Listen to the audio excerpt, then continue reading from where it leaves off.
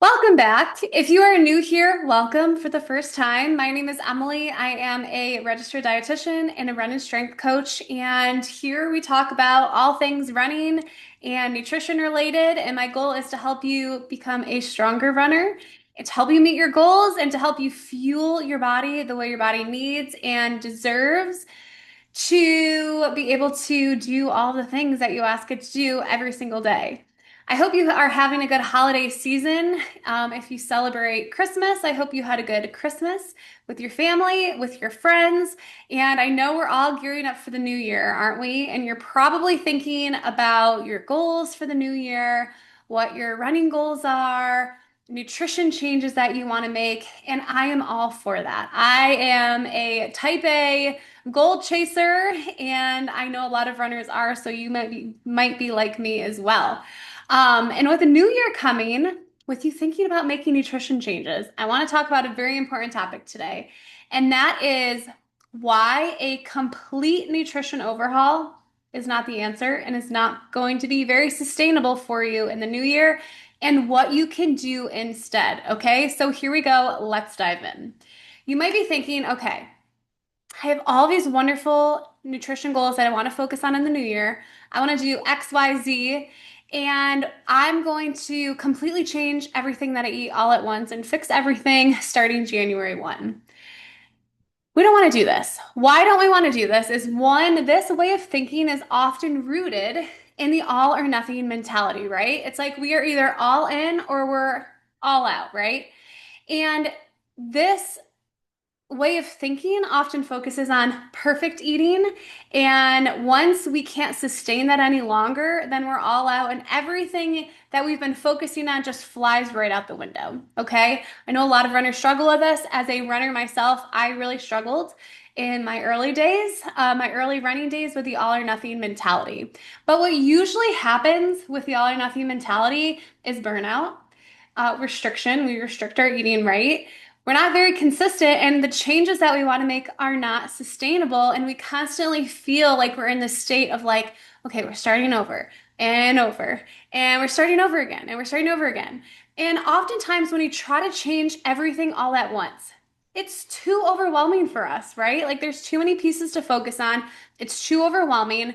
Nutrition becomes stressful. Those wonderful changes that we're trying to make just are too much, right? And we have a hard time focusing, and it's just not sustainable. Here's the thing.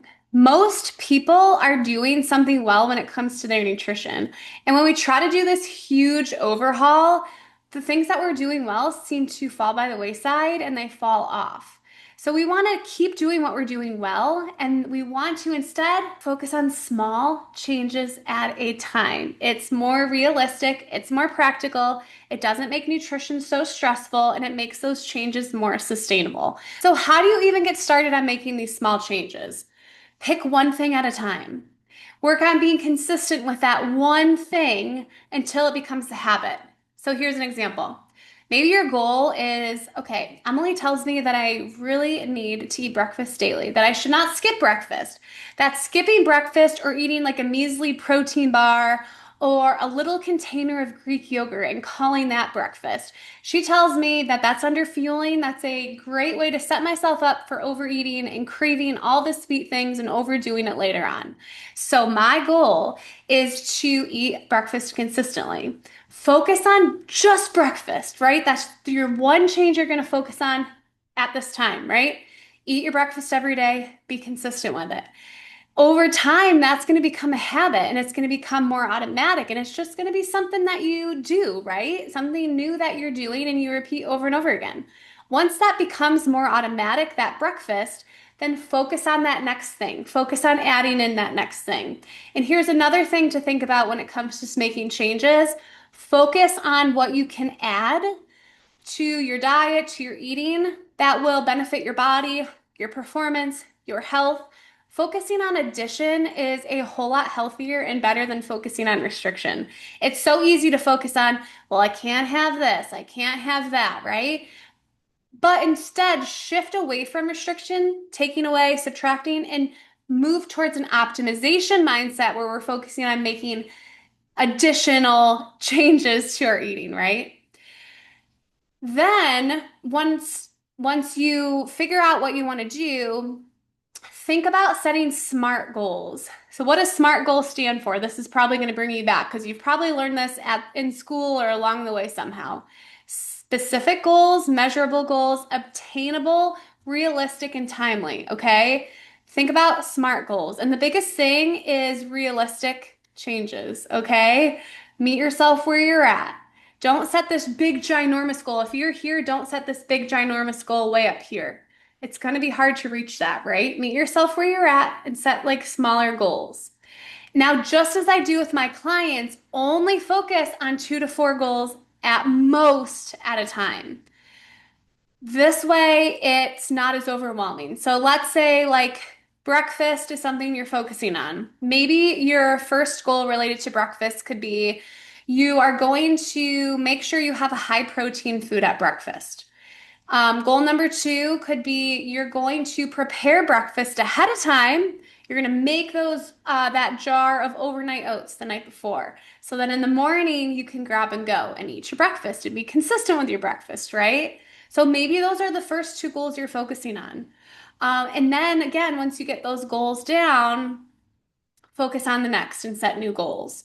Write your goals down because this can be a really helpful reminder. I know a lot of us are focused on so many things all at once. I know I am. I'm focused on myself and my own workouts and my family and my clients. Like there's so much going on in this head all the time.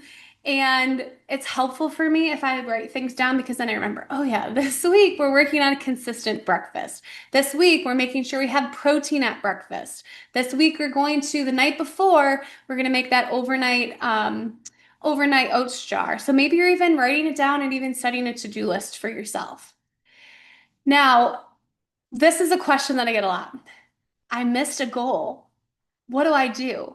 Okay, missing a goal or falling short of your goal. Let's say you fell a little bit short of your weekly goal. It doesn't mean that you're a failure. It doesn't mean that you should throw your hands up in the air and give up, right? So instead of harshly judging yourself, try to get curious and ask yourself questions like, was this goal really realistic for me? What got in the way of me being able to reach that goal this week? Once you know that, once you know your barrier, then you can make a plan for overcoming those barriers so that you can reach that goal. But we want to keep on keeping on. We don't want to give up. We want to make adjustments the following week and keep moving forward. Maybe this is an example. Going with that protein or that breakfast example again.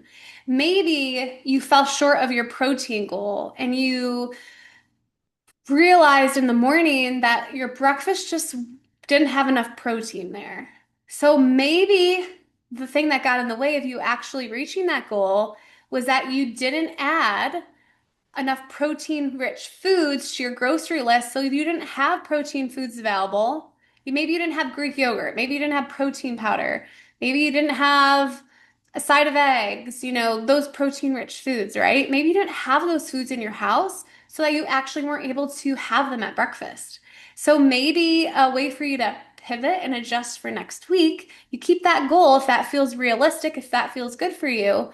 But then you could create a goal, maybe add another goal of write down my breakfast for the week so that I'm actually meal planning. Make sure that everything I need at breakfast, all those different breakfasts I planned, it could be one breakfast, it could be 2 to 3 breakfasts, whatever you need to do to get that breakfast in consistently and to get all those nutritious components at your breakfast that we want as runners.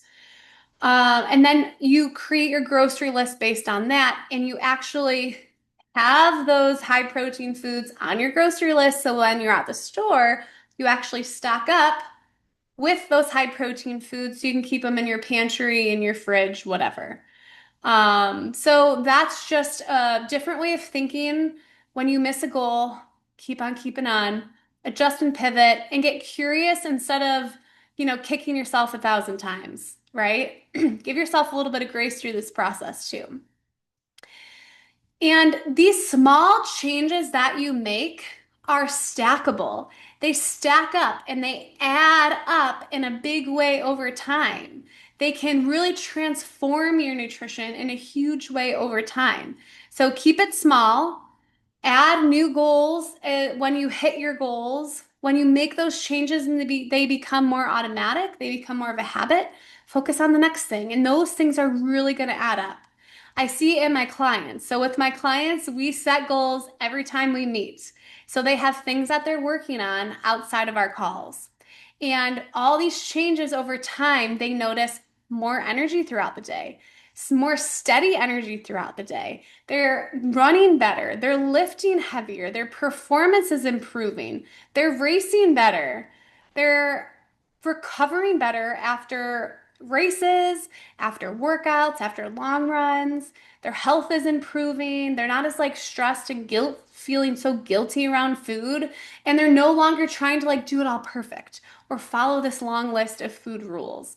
So these small changes can really add up and significantly change your life and how you feel in your life and you're running in such a positive way.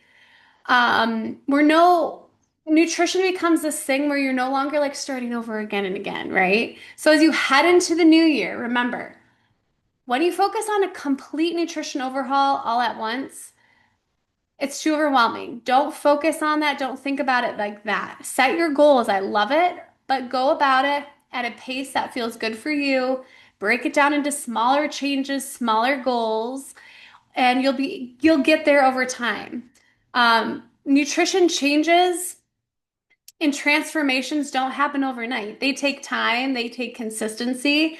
So give yourself grace, be consistent, and over time, you'll really notice a huge positive difference. I hope today was helpful for you as you think about your New Year's goals and everything that you want to accomplish in 2026. Let me know by leaving a comment if you thought this was helpful, if something works really, really well for you in terms of you being able to make consistent nutrition changes. I'd love to hear what works for you and how you were able to make those consistent changes. And don't forget to hit subscribe so you can watch more videos and I can help you improve your running and your nutrition.